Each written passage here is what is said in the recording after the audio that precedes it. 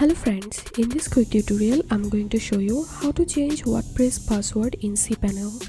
But before getting started this video, make sure to subscribe. How to 1 minute.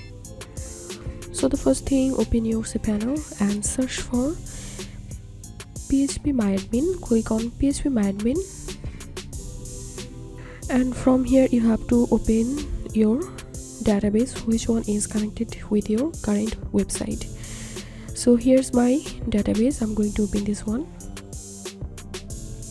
and then click on WP users, and here we can see the password section. Click on edit and user password.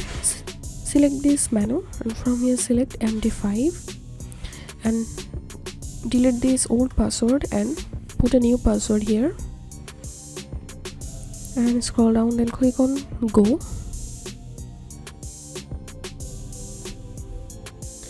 So the password has been changed, and now if I open my website, WordPress dashboard, and here we can see I already logged out because of I changed my password. So this was how we can change WordPress password from cPanel.